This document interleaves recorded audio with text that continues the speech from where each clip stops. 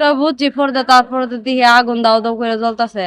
তারপর তো আমার বুইনে বাইরে হয়েছে, হ্যাঁ দৌড় তুলিছি না, আমার বুইনের একটা ফালাই দিছে, আমার বুইনের সুইচ গিয়ার দিয়ে আমার তুলিছি, পরে তো আমার বুইনের আর চাইলে আমারও মেরে তুলিছি। মেয়েরা যে আরো অনেকটি মানুষ আছে, হ্যাঁ লগে অনেকটি মানুষ আছে, কিন্তু নিচু হয়ে তো আর দেখছি না, ঘুমের লাগে তো আর ইয়া করতে পারছি না, অনেক দিন বড় ঘুমাই না। এর বড় ভাই মনে অর্ডার দিছে বড় দা এমন কোন মানুষের হাত আছে না, হাত থাকলে অত বড় কাম করতে পারে না। পেট্রোল তো আগুনটা লাগাই দিছে, পেট্রোল করে ইমাতাতে লাগাইছে, করে ইমাতা বন্ধ করে জুইলা গেছে, করে গাছের আগ পর্যন্ত জুইলা গেছে গা, গাছের আগা পর্যন্ত জুইলা গেছে গা। কোনো তোই নাই, কোনো তো নাই। আর আসামি দিছে 5 জনের আসামি। আল্লাহ জানি, আল্লাহ মনে আমার ভাই চাইছিল, আল্লাহ আমরা লিজিকটা মনে আল্লাহ লাগছি নিলিগে আমরা বাঁচাইছি। আমার ইজি আর উচিল্লাদা রোজার উচিল্লাদা আল্লাহ আমরা বাঁচাইছি, রোজার উচিল্লাদা। আমি দরজা ভাঙ্গিয়া সাইরা আগে আমার বাপেরে ডাক দিছি, বাপেরে ডাক দেওয়ার পর বাপে বাইরে ডাক দিছি, সরাসরি চয়ে দেওয়া পড়ে গেছে গা। কেমনে আগুন লাগাই দিছি, কেমনে লাগাই দিল সন্দেহ। বোন জামাই বড় ভাই অর্ডার না দিলে এই কাম করতারলো না, বড় ভাই অর্ডারটা দিছে, বড় ভাই অর্ডারটা দিছে না, এমন কাম করতারলো না। এমন আগুন, ভয়াবহ আগুন। পরে নয়া দি এমনি আগুনটা কতক্ষণ হয়েছে, প্রায় অনুমান 2টা 2:30 বাজে। পরে আইলাম, মায়া কইতেছে আগুন এরা এই বড় ঘরটা তাকে লাগছে। লাগার পরে আমরা পানি টানি দিলাম, নিবে না। মানে এমন আগুন, মানে অনেক বড় আগুন। আমার জীবনে আমি বাস্তবে এমন আগুন দেখছি না, মোবাইলও দেখছি। পরে পানি টানি দিলাম, নিবে না। পরে ইগর প্রায় পুরা ছাড়ছাড় হয়ে গেছে।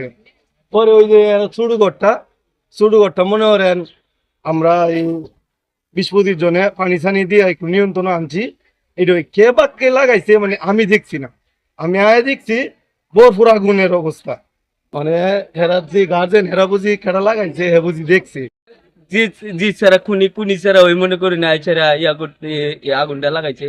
আমার একটা নাতি রাত্রে বমি করতেছে, এই নাতিরা বমি করাতে মনে করি আমরা এই পরিবারটা বাচ্চা আছি, আর নাহলে মনে আমরা পুরো পরিবারটা হই হয়তো এই জ্বালানি পুরানির মাঝে হই। আমরা ফাইলে নিলে আমরা মুহে তো অনেক কথা আইলে না, এই নাতিটা রুচিলে মনে করেন যে আমরা বাচ্চা আছি। নাতিরা রাত্রে বমি করছেন, আমার বড় যেটা উঠছে, এই বড় যেটা উঠাতে মনে করেন যে শব্দ হইতেছে, কে মেঘে লাগান কি শব্দ, সব কে মেঘে লাগান কি শব্দ হইতেছে। এর মধ্যে মনে করেন আগুনের তাপ হইতেছে, গন্ধ হইতেছে। পরে আমার ডাক দিছে, উঠছি, উঠে ছেড়ে আমার ছেলে রেখে ডাকতে কোন রকম মনে করেন যে আমি আমার নাতিরা আমার জীবুতের মনে করেন যে কোন রকম ভাব করছি, ভাব করতে কোন রকম করতে পারছি। আর একটা জিনিসও যে তোরম একটা জিনিসও ধরবার ক্ষমতা নাই, মনে করি যে এর ভিতরে 16 তারিখে মায়ের কাছ থেকে ছেলেটাকে চিনে এনে বাবা এবং তার দাদি নিয়ে যায়। তাদের সাথে একটা পারিবারিক বিরোধ ছিল স্বামী স্ত্রীর মধ্যে। বাবা যেহেতু ছেলেটাকে নিয়ে গেছে, বাবা নিয়ে যাওয়ার পরে মা এই ছেলেটার জন্য উদ্ধারের চেষ্টা করে।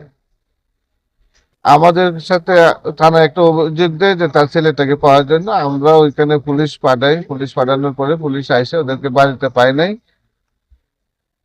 তারপরে 23 তারিখে ওই বাচ্চাটার লাশ পাওয়া যায়।